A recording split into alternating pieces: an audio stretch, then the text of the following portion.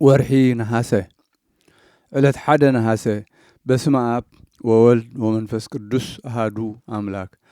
ወርሒ ነሐሰ ብሩኽ መዓልቱ 13 ሰዓት እዩ። ካብኡ እናጎደለ ይኸይድ። ዕለት ሓደ ነሐሰ በዛ ዕለት እዚኣ ዓብይን ክቡርን አቦሊ ወዲ ዮስጦስ ሰማዕትነት ተቀበለ። እዚ ቅዱስ እዚ ካብ ተወላዶ ንጉሳውያን ስድራ ቤት እዩ። ናብ ውግእ ኸደ ካብ ውግእ ተመሊሱ ናብ ሃገር አንጾኪያ ምስ መጸ ዲዮቅልጥያኖስ ንክርስቶስ ክሒድዎ ጸንሖ። ምስጋና ንክርስቶስ ይኹን። አምልኾ ጣዖታት አቁሙ ረኸቦ። ንሱ አቦሊ ከዓ ንዲዮቅልጥያኖስ ከጥፍኦ መንግስቱን ካብኡ ክወስድ እናኸኣለ ነታ ዘይተሓልፍ ሰማያዊት መንግስቲ ደኣ ሓሰበ። ዲዮቅልጥያኖስ ከዓ ብዙሕ ከቀባጥረሉ ክሓባብሎ ፈተነ። አቦሊ ግና ኣይሰምዖን። ድሕሪ ዚ ንጉስ ዮስጦስ ከዓ ብዛዕባ አምልኾ ጣዖታት ከም ዝሓዘነ ዜና በጽሖ። ካብኡ መልእኽቲ ጽሒፉ ናብ ሃገረ ግብፂ ናብ ሄርሜኔዎስ ገዛኢ ለኣኾም። ኣብቲ መልእኽቱ ከዓ ዮስጦስን ሰበይቱ ታውክልያን ወዶም አቦሊን ናባኻ ምስ በጽሑ ንኣማልኽቲ ክስውኡ ምኸሮም ሓባበሎም። እንተ ኣብዮም ግን ነንበይኖም ፍለዮም ኣብ ዝተፈላለየ ዓድታት ስደዶም ኢሉ ኣዘዞ። በታ ለይቲ እቲኣ ጐይታና ኢየሱስ ክርስቶስ ምስጋና ንዑ ይኹን ንዮስጦስን ሰበይቱ ታውክልያን ንወዶም አቦሊን ተገልጸሎም ናዘዞም ኣጸናንዖም ድማ ክንድታ ምንቲ ፍቕሪ ኢሎም ዝሓደግዋ ሓላፊትን ምድራዊትን መንግስቲ ዘይተሓልፍ ሰማያዊት መንግስቲ ከም ዘዳለወሎም ኪዳን ኣተወሎም። ሃገረ እስክንድርያ ምስ በጽሑ ሄርሜኔዎስ ገዛኢ ረአዮም እሞ ንሳቶም ንመንግስቶም ስለ ዝሓደጉ ብዛዕባኦም ኣጸቢቑ ተደነቐ። እዚ ገዛኢ ሕማቕ ዘረባ ክዛረቦ ኣይደፈረን። እንታይ ደኣ ብልስሉስ ቃላት ገይሩ ካብ ምኽሮም ክምለሱ ብዙሕ ሓባበሎም። ንሳቶም ግን ኣይሰምዕዎን። ሽዑ ኣብ ዮስጦስ ተቖጥዐ። ነንበይኖም ፈላለዮም። ንዮስጦስ ናብ ሃገረ እንዴናው ሰደዶ። ንታውክልያ ሰበይቱ ናብ ሃገር ጻ፣ ንወዶም አቦሊ ድማ ናብ ሃገር ብስጣ ፋሕ ሓበሎም። ንነፍሲ ወከፎም ከዓ ካብቶም ባሮቶም ክለኣኽዎም ሓሓደ ባርያ ሃብዎም። ቅዱስ አቦሊ ኣብ ሃገር ብስጣ ምስ በጽሐ ኣብ ክንዲ ትገዛኢ ብጎይታና ኢየሱስ ክርስቶስ ኣብ ቅድሚ ትገዛኢ ብጎይታና ኢየሱስ ክርስቶስ ተኣመነ። ምስጋና ንዑ ይኹን። እቲ ገዛኢ ከዓ ብዝተፈላለየ መቕጻዕቲ ብምንዳድ ሓዊ ብመንኰርኰር ኣካላቱ ብምቑራጽ ናብ ኣናብስ ብምድርባይ ሳቐዮ ኮነኖ። እግዚኣብሔር ከዓ ካብዚ ኩሉ መከራ ብዘይ ጉድለት ብጥዑዩ የተንስኦን የጽንዖን ነበረ። ካብቶም ኣብኡ ዝነበሩ ብዙሓት ህዝቢ ከዓ ንቅዱስ አቦሊ ዝበጽሖ ዝነበረ መከራን ስቃያትን ምስ ረኣዩ ኣጸቢቖም ተደንቑ እሞ ብጎይታ ኣሚኖም ድማ ሰማዕትነት ተቐበሉ ሞቱ። እቲ ገዛኢ ግና መሊሱ ኣብ ቅዱስ አቦሊ ተቖጥዐ። ቆርቦቱ ክቐልጥዎ ሓርፋፍ ጸጉሪ ኣብ መጺጽ ነገር ኣብ ጨው ኣሊኾም ነቲ ዝተቐልጠ ኣካላቱ ብኡ ገይሮም ክፍሕፍሕዎ ኣዘዘ። ካብኡ ድማ ቆርቦቱ ኣሸኪሞም ኣብ ኩሉ ተዓዲ ኣዞርዎ። ንሱ ከዓ ናብ ጎይታ ከም ዝኽብል ጸለየ። ኦ ጎይታ ኢየሱስ ክርስቶስ ወዲ ሕያው እግዚኣብሔር ካብዚ ዘለኽዎ ከቢድ ሽግር ርድኣንን ኣድሕነንን በለ። በታ ግዜ እቲኣ ድማ ቅዱስ ሚካኤል መልኣኽ ወሪዱ ስጋኡ ዳህሲሱ ኣቁሳሉ ኣሕወዮ። ድሕሪዚ እቲ ገዛኢ ናብ ቤት ማእሰርቲ ከእትውዎ ኣዘዘ። ኣብኡ ኣትዩ ክጽሊ ከሎ ድማ ምስጋና ንጎይታ ይኹን። ጎይታ ኢየሱስ ክርስቶስ ተገልጸሉ ኦ ሕሩየይ አቦሊ ሰላም ንዓኻ ይኹን። በል ኣጆኻ ጽናዕ ኣይትፍራህ። ተጋድሎኻ ክሳዕ እትፍጽም ኣነ ምሳኻ ክህሉ እየ በሎ። እዚ ምስ በሎ ብኽብሪ ናብ ሰማያት ዓረገ። አቦሊ ከዓ ምስጋና ንዑ ይኹን ንጎይታና ስለ ዝረአዮ ዓብዪ ሓጎስ ተሓጐሰ። ሓደ ኣበስኪሮን ዝበሃል ሃብታም ሰብኣይ ነበረ። ክልተ ኣወዳት ነበርዎ። ነቲ መንደቕ ገዛኡ ኣፍሪሶም ከም ብሓድሽ ክሰርሕዎ ኢሉ ሸቃሎ ኣምጺኡ ስርሑ ኢሉ ኣዘዞም። ነዞም ክልተ ደቁ ከዓ እዞም ሸቃሎ ዕዮኦም ክሳብ ዝፍጽሙ ረኣይዎም ኢሉ ኣዘዞም። ክሰርሑ ጀሚሮም ኣብ መንደቕ ምስ ደየቡ ከዓ እቲ መንደቕ ፈሪሱ ወደቐ። 17 ሰብኡትን ክልቲኦም ደቂ እቲ ሃብታምን እቲ መንደቕ ፀቒጥዎም ሞተ። እቲ ሃብታም ነዚ ምስ ሰምዐ ክዳውንቱ ቀደደ፣ በኸየ። ናብ ቅዱስ ኣቦሊ ኸይዱ ድማ ኣብ እግሩ ወዲቑ በጃኻ ይቕረበለለይ፣ ክልተ ደቀይን 17 ሰብኡትን ሞይቶምኒ ኣለዉ። ንስኻ ካብ ሞት እንተተንሲእካዮም ኣነ ብኣምላኽካ ከኣምን እየ በሎ። ቅዱስ ኣቦሊ ከዓ ተንሲኡ ጸለየ። ኦ ጐይታ ኢየሱስ ክርስቶስ ምእንቲ ቅዱስ ስምካ ክደክም ዝሓረኻኒ ኣብዞም ዝሞቱ ሰብኡት ሓይልኻ ክትገልጽ ልምነካ ኣለኹ። ካብ ሞታ ተንስኣዮም እዞም ኩሎም ህዝቢ ከዓ ብዘይካኻ ካልእ ባዕዳ ኣምላኽ ከም ዘየልቦ ክፈልጡ እዮም። ምስጋና ንዘለዓለም ዓለም ንዓኻ ይኹን ኣሜን በለ። ካብኡ ቆርቦቱ ልዒሉ ኣብ ልዕልቶም ዝሞቱ ሰብኡት ዘርግሓ። በስም ጐይታ ኢየሱስ ክርስቶስ ወዲ ሕያው እግዚኣብሔር ተንስኡ ኩልኹም ጥዑያት ኩኑ በለ። ኣእዳዎም ሒዙ ኣተንስኦም። ቶም ህዝቢ ከዓ ይርዩ ነበሩ። ሽዑ ኩሎም ዓው ኢሎም ኣምላኾም ንክርስቲያን ኢየሱስ ክርስቶስ ኣምላኽ ቅዱስ ኣቦሊ ሓደ እዩ በሉ። እቲ ሃብታም ኣበስኪሮም ከዓ ሰገደ። ኢየሱስ ክርስቶስ ምስጋና ንዕኡ ይኹን። ዓብዪ ኣምላኽ ከም ዝኾነ ሎሙ ፈለጥኩ። ኣነ ብኡ ኣሚነ ኣለኹ በለ። ኩሉ ቤተሰቡ ድማ ምስኡ ብኣምላኽ ኣመኑ። እቲ ገዛኢ ከዓ ሓፈረ። ጐይታና ድማ ደጊሙ ተገልጸሉ። ከምዝ እናበለ ድማ ኪዳን ኣተወሉ። ኦ ሕሩየይ ኣቦሊ፣ ኩሉ ሰብ ኣብ ግዜ ሽግሩ ብስምካ ረድኤት ዝልምን ኣነ ጸሎቱ ክሰምዕ እየ፣ ድልየቱ እውን ክፍጽመሉ እየ። ኩሉ ሰብ ብስምካ ቤተ ክርስቲያን ዝሃንጽ ኣነ ኣብ መንግሥተ ሰማያት ከሕድሮ እየ። ኩሉ መጽሓፍ ገድልኻ ዝጽሕፍ ዘንብቦ ዝሰምዖ ኣነ ስሙ ኣብ ኽናፍ 4 እንስሳ ክጽሕፎ እየ። ኣብ ሕቑፊ ኣብርሃም ይስሐቅ ያዕቆብ ከዕሩፈ እየ። ካብቲ ጽቡቕ ፍረታት ገነተ ትፍስሕት ከብልዖ እየ። ብዙሕ ኃጢአት ዝገበረ እሞ ዝተጣዕሰ ዝተነስሐ ብስምካ ናባይ ዝለመነ ኣነ ኃጢአቱ ክሓድገሉ እየ። ምእንቲ ስምካ ንጡሙይ ዘብልዖ ኣነ ኃጢአቱ ክሓድገሉ እየ። ካብ ፍርያት ገነተይ ከብልዖ እየ። ሰላመይ ከዓ ምሳኻ ይኹን በሎ። ኣሜን። መድሓኒና እዚ ምስ በሎ ብኽብሪ ናብ ሰማያት ዓረገ። እቲ ገዛኢ ብምስቃዩ ምስ ደኸመ ርእሱ ብሰይፊ ክቖርጽዎ ኣዘዘ። ክብርቲ ርእሱ ከዓ ቖረጽዎ። ናይ ሰማዕትነት ኣኽሊል መንግሥተ ሰማያት ከዓ ተቐበለ። ስጋኡ ከዓ ኣብ ደብረ ሓንደቕ ኣብ ጥቓ ሃገረ ቃህራ ተቐመጠ። ካብኡ ከዓ ተኣምራትን መንክራትን ተራእዩ።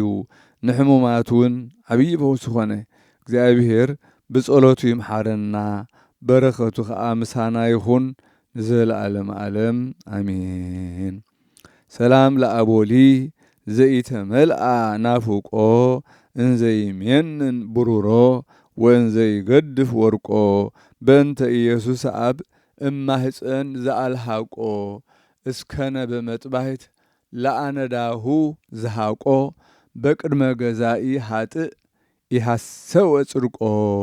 ሰላም ንኣቦሊ ዘይተመልአ ጥርጥር ናፍቆ ብሩሩ ዝንዓቐ ዝገደፈውን ወርቆ ምንቲ ኢየሱስ ኣቦ ካብ ማህፀን ዘዕበዮ ዘልሃቆ ክሳብ ስሕለት ካራ ንቆርቦቱ ቀለጦ ዝሓቆ ኣብ ቅድሚ ገዛኢ ሓጥእ ኣይሓሰወን ጽድቆ። ሰላም ለክሙ ለኣቦሊ ማህበሩ 240 አንስት ካዕበ ተኣስሩ እላ ኣጥባእክሙ በሰይፍ ክሳደክሙ ይምትሩ ኣመዝሃቁ ኣነዳሁ ወአጽማአሁ ሰበሩ ዘእያደንገጸ ልበክሙ ጻእሩ። ሰላም ንዓኹም ንኣቦሊ ማሕበሩ 200 አንስቱን 40 كابت أسرو 14 مالتي استهوهكم بسيفي كساودهم كمترو قربوتو مسقلتو عظم أفون مسبرو زيدنغصو نلبهم صعرو بزعلت زيئة نخبرتن قدستن حنا عد اغزتنا مريم مذكرتا ايا كمون حنا نبيت قوال فانوئيلن نسلست دناقل بيستيس علاپيس عقاپيس مذكرتا ان ايو برختن مسانا يخون زل علم علم امين سلام سلام لدناقل سلاس بيستيس علاپيس عقاپيس أما كنا سمع بأنت كريستوس إياه أي سجاهون نبل بالإسات مبئس وإياه دمنا لهيون تقيس سلام سلام ندناقل سلسة سلاس بيستيس علاپيس عقاپيس سمعت الناس تقبل من كريستوس سجاءن أيك أسألن هل تحاوي برتع مبئس وزنون أيدمنون استكختكي استكختيس بزعلت زيئة أبوتات ناي يوسيفن نيقوديموسن مذكرتا خنقبر عزيزهم ايوم زيئاتهم لوخان أملاخاو مستيك خونو زبوقعو ايوم نساتهم ناي قويتانا كريستوس وده ياوك زيئة سقا كان مسكال زوردو ايوم نسو بزيك حاتيات حقة تثبت متفتس أمي من تدحناتنا حماماتن موتن تقبلي نزوم قدسان زيوم ناي ايهود تقرمتي مقصعتي ايفرهو من نبيلاتوس سقا قويتانا نخهبوم لما نوو بيلاتوس مسفقد اللوم كا ناي أقداون أقارون مسامر مسكال نقيلوم كام مسكال أوردوو أمون كوبوم كا تشكموو أبتبد نسقاو على تريساو دما قال ملاك تسمعو قدوس እግዚአብሔር قدوس حيال قدوس هياو زي موت كاب قدس ድንግል ማርያም ንግል ተወልደ ይቅረበልና ጎይታና ዝብል ቅዱስ እግዚአብሔር ቅዱስ حيال ቅዱስ هياو زي موت አብ ዮርዳኖስ ተጠምቀ አብፀ መስቀል ተሰቅለ ይቅረበልና ጎይታና ቅዱስ እግዚአብሔር ቅዱስ حيال ቅዱስ هياو زي موت أبسالساي معالتي كاموتان زتنسئ بخبري ناب سمايات زعرقه أبيمانا بوس تقمتئ كم بحدش نهياوانن نموتانن كفرد بخبري كمتسئيو يقرب لنا قويتانا نابن نولدن منفس قدسن مسقانا يخون لومن كل سعن زل ألم أمين يخون قدوس سلوس እግዚአብሔር هياو ايو يقرب لنا قويتانا زبل سمعو نزم السمعو هيمانتهم توسخي أصبقهم صنعو يوسف سندونات مالت ألباسات أمسي نيقوديموس كأفوات شتو أمسي بو غيروم كأنو قويتانا غنيزوم أب حدش مقابر قبرو إذ يوسف نيقوديموس حوق أليبا زمد استيفانوس قداماي سمايت زمودو إيو نيقوديموس كافريساوي حلقة أيهود تقدموا بليتنا أب قويتا يوسف خده كاب أب ممسو زأمن إيو قويتانا خاسب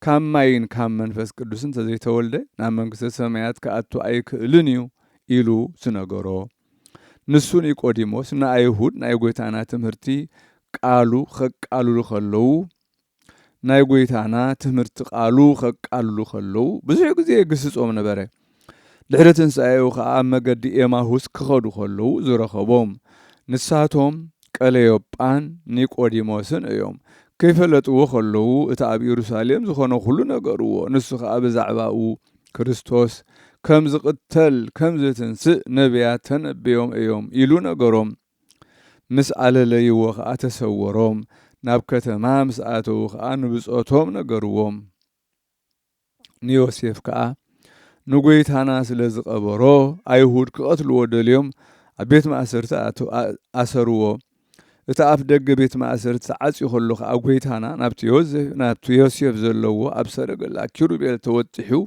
أتوي مسو دما آئلافاتن تلفت آئلافاتن ملاختي سرافيل كأب زوري أو قيموم أب قدميو النعات أنو أتي بيمان استسقل شفتاون بروها الباس لبيسو بيمان قيمو أب قدميو موغس رخيبو إيما من تحت عننا لما نترأيه حلوت بيت ما أسرتي رئيوم سنبدو من قد قاد حزم كاو قيتانان يوسف تصوعو خابنا أيهود مخرطات أي تفرح إنخو أنا إيسو نازراوي نسخا حماماتي زتساتفكا ما أسرتخا كفتح مسيء الله سشنكر داوين أغارين سوغ أقودنين رأي أنا خمزخونكو أصبق كاخ تردع بلو دحرزي قويتانان يوسف مسهطو منطلو نابهاجر أرماتياس كا وسدو اتوم حلوت بيت ما أسرتخا نابليك أنا كهنات كيدوم اتزرعي ون كاب أف قويتانا السمع ون نقروم كم ون يوسف فتحو مسو خمزو وسدو أيهود سمعونا بيت ما أسرتخدو تعاتيو تشقيرو تقلفو خارخبو نيوسف قن أبو يرخبون زوم قدسان يوسفن نيقوديموسن مس حواريات وانجيل الناس بخو نبرو بزح شقر كأرخبهم بدحريو أب سلام عرفو እግዚአብሔር በጸሎቶም ይምሐረና ንዝህል ዓለም አሜን። ሰላም እብል ዮሴፍ ባእለ ምስለ አይሁድ ምክረ ዘይተሃወለ ለአሪብ ፀሐይ ጊዜ ተቆልቆለ ስጋ ኢየሱስ ከመ ኢይቢት ስቁለ ሀበ ጲላጦስ ሰናየ ሰአለ ሰላም እብል ንዮሴፍ ሀብታም ባእለ ምስ አይሁድ ኣብ ምኽሮም ዘይተጸንበረ ዘይተሃወለ ፀሐይ ከዓርብ ምስን ቆልቆለ ስጋ ኢየሱስ ምንት ሓድር ስቁለ ካብ ጲላጦስ ጽቡቕ ለመነ ሰአለ ሰላም ለኒቆዲሞስ ለወልደ ማርያም ዘአምኖ ከምእም ሃበ አብ መጻ ለምህረት ወላድህኖ በዕለተ ተሰቅለኒ እንዘይ ከድን እርቃኖ ለዮሴፍ ቢጾ ወሱታፊሁ ከዊኖ ምስለ አፈዋት ገነዘ ወቀበረ በድኖ ሰላም ለኒቆዲሞስ ንወልደ ማርያም ዘአመኖ ካብ አብ ከም ዝመፀ ንምሕረት ንአድህኖ ምስተሰቕለ ድማ እናሸፈነ ዕርቃኖ ንዮሴፍ ብፃዩን ተሓጋጋዝን ኮይኑ ከዊኖ ብጽቡቕ መዓዛታት ገነዞ ቀበረውን በድኖ